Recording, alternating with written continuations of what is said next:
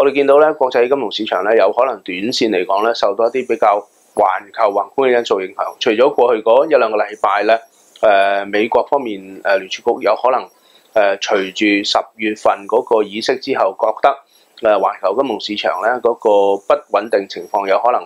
放鬆，唔係真係咁緊張嘅時候咧，有可能要12月加息。除咗呢個因素之外咧，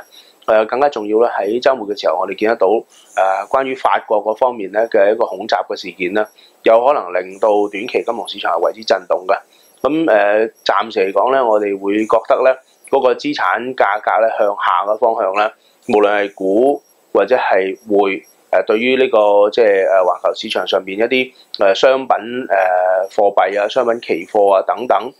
都會係有個影響。咁至於嗰個大宗商品嗰個情況咧就更加明顯嘅。咁我相信暫時嚟講咧，投資者咧應該要採取嘅態度咧就係面對住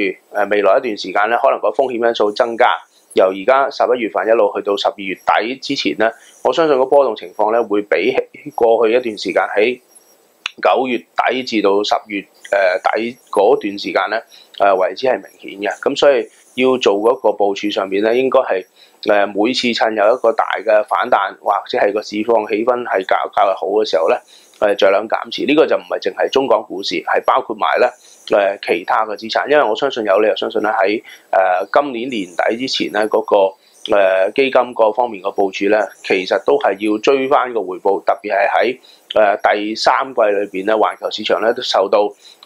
中國方面咧 A 股嘅下跌，以至係呢個人民幣急跌嗰方面嘅拖累咧，其實嗰個表現咧係並不理想嘅。咁呢樣嘢有可能要喺第4季去追回嘅時候咧，嗰個混亂嘅情況咧會更加明顯。咁如果睇翻個機會上邊咧，有危會有機啦。機會上邊咧，我諗就短期要係去考慮咧一啲好短線嘅操作，咁啊嘗試咧將個風險減低，但係另一方面咧去追求一啲回報嘅。具體個部署上邊咧可以考慮啦，喺未來一段時間咧，譬如以中港股市為例，近期咧其實嗰個 A 股咧算係做得唔錯嘅情況之下咧，香港呢邊咧其實個大盤嘅走勢咧，只不過係受到外圍拖累啦。咁我亦都相信有機會喺12月中之前，如果真係要做粉飾櫥窗咧，個別嘅板塊隨住內地嘅某啲政策上邊咧，應該都會有好處。咁呢啲咧亦都係鬆綁嘅機會嚟㗎。咁而喺個金價方面咧，過去嗰10天8天嘅交易天裏邊咧，喺一個比較明顯啲向下嘅壓力底下咧，我哋見得到最主要就係反映翻嗰個加息嘅預期。咁短線如果有恐怖襲擊嗰方面嘅因素咧，有可能咧係可以幫得到稍為咧喺即係現在嘅水平企翻穩，但係大體上面嗰個基本面咧其實都係向下。咁油價亦都係咁嘅情況，特別係油價咧有個供應增加增產嚟自油組嗰方面嘅因素存在㗎。咁而喺美股方面咧，建議投資者咧喺高位嗰度咧，